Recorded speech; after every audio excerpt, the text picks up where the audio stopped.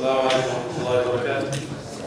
الحمد لله رب العالمين وأشهد أن لا إله إلا الله وحده لا شريك له وأشهد أن محمدا عبده ورسوله أرسله ربه رحمة للعالمين.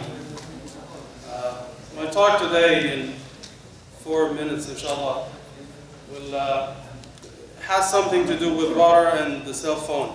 And this is what you'll find out today, inshallah. They have nothing in common, but why?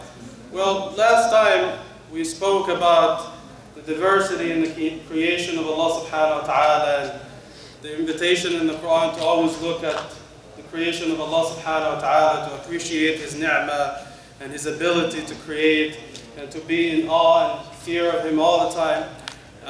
Many of us fail to do that. Although if you read the Quran in the translation, it says, سيروا في الأرض ثم انظروا قل سيروا في الأرض ثم انظروا. Look around, open your eyes and see. This is what it says all the time. Walk in the land, open your eyes, look around and see. Right? To see what? Well, as we said last time, to see the creation of Allah. Look at the ant kingdom. Look at the bees. Look at the different creation of Allah subhanahu wa ta'ala and learn from them. I remember several months ago, we gave several talks about what to learn from animals and what to learn from children and everything around you. Everything is around you for a reason. And we said that if all the bees in the world were to die out today, our very existence in this world will be in danger.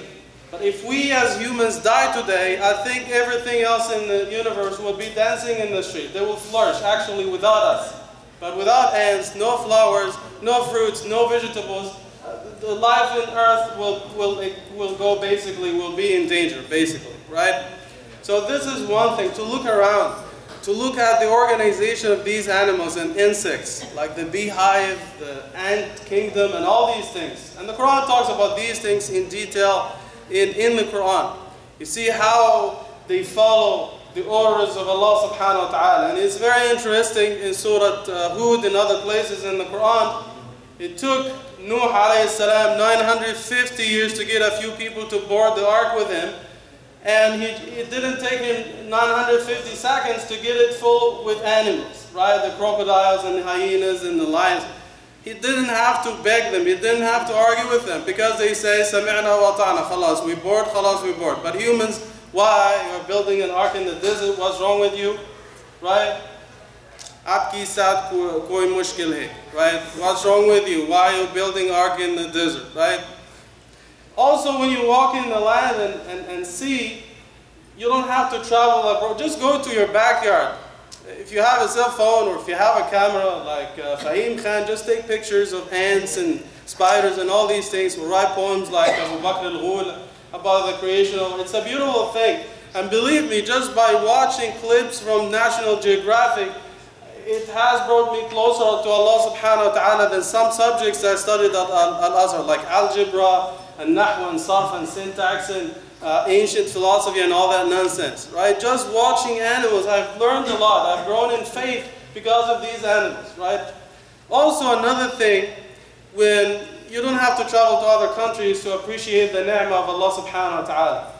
As we speak today, there are some people in some countries like Palestine, there are Muslims in Syria, in Iraq, in Yemen, and other places, they don't have a place to pray, right? In Palestine, and because they always target their masajid. In Syria, in Iraq, this is what they do. They target the masajid.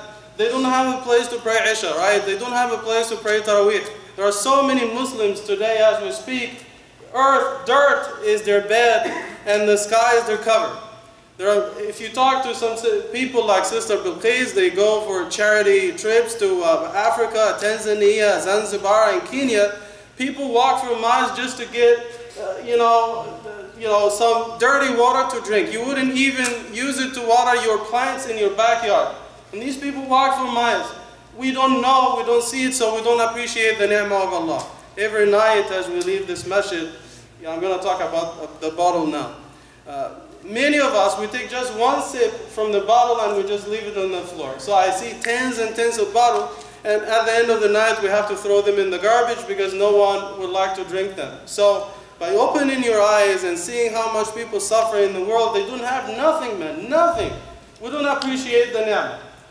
We go and we have 2 types of food on the table and your kids keep complaining, what is this? Biryani every day, what is this? They don't know that there are people who go for days without food. They have nothing to eat, man, nothing. Even the bread they have no access to. So by opening our eyes and looking around, we appreciate the ni'mah of Allah subhanahu wa ta'ala. As for the phone part, my 4 minutes are up, so if you want to know what the phone has to do with all of this, you have to come tomorrow, inshallah, for Taraweeh.